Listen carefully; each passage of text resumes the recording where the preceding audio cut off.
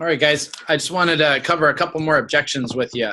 We talked about earlier of handling objections before they happen. If you handle it before it happens, it's much easier to handle than trying to deal with the objection afterwards. So the objection I wanted to talk about today was my knives are good enough. I don't know if anybody's ever heard my knives are good enough. Sometimes they say that and you're like, are you kidding me? Are you talking about the same one you're trying to cut the rope with? So my knives are good enough.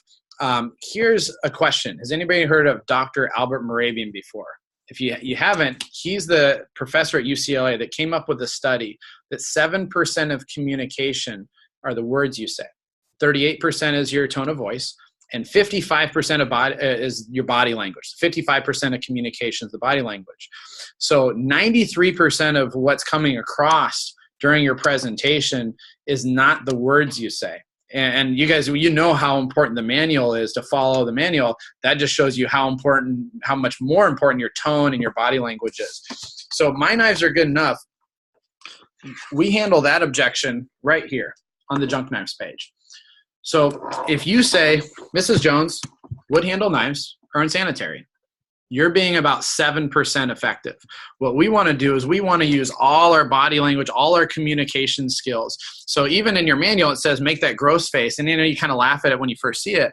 But when you go over the section, you say, Mrs. Jones, wood handles are attractive when they're new, but then they crack, break, and splinter, and they absorb germs and bacteria. It's kind of like a sponge. Have you ever wrung out a dirty sponge? That's the kind of stuff that grows in there. And then when you get to plastic handles, with plastic handles, you want to use the tone of voice that nobody in their right mind would ever use a plastic handle knife. But in your training manuals, just go ahead and write, you know.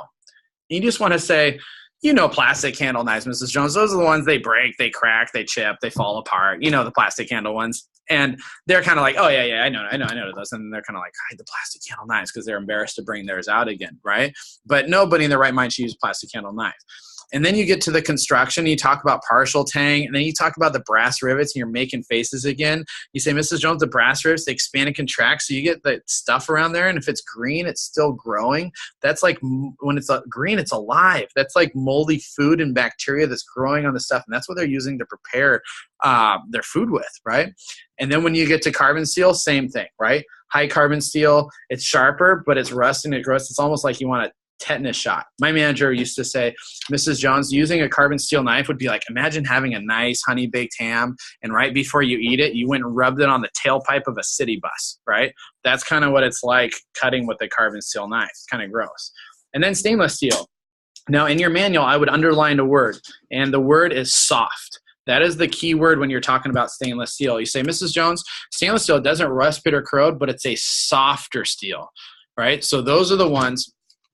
Now, by the way, a quick little investment is if you go to the music store, you can buy like a $4 or $5 little music stand that holds your blue book up. I used to drop my blue book all the time. But one of the nice things to have it held up is you can use your hands to talk, right? So when you say, Mrs. Jones, stainless steel, it's a softer steel. So those are the ones you always have to sharpen. And I roll my eyes and I pretend like I'm sharpening. And when you do that, customers usually match you. So when you're like, oh, those are the ones you always have to sharpen, they kind of roll their eyes like, oh, I hate sharpening knives. And then the serrated ones you can't even sharpen. So you just, after they're done, you throw in and replace them. You roll your eyes again. They're like, I hate replacing their knives. Now, this is the key about that, is it doesn't matter if they have cheapo knives or if they have a $2,000 set of Wusthof, they hate sharpening their knives, especially if they have some Wusthof or Shun or something. They're like, I spent $2,000 on this stuff and I still have to sharpen it all the time. And you really kind of tap in to those feelings of, man, I hate sharpening my knives. I hate replacing my stuff. So it doesn't matter what kind of knives they have. You shouldn't hear my knives are good enough. No matter what they have, they should always be like, oh man, my knives are terrible. So imagine how cool it would be if you called somebody on the phone and they said, oh wait, you sell knives? I've been looking to buy knives. I can't wait for you to come see me. How stoked would you be for that appointment? Well, guess what? By doing a good disadvantages of common cutlery section, a good junk knife section, you accomplish that every single time. So if you really use all your body language, the facial expressions, your tone of voice, really dig into that, you're not going to hear my knives are good enough almost ever when you're doing great presentations. Hope that helps. We'll see you next time.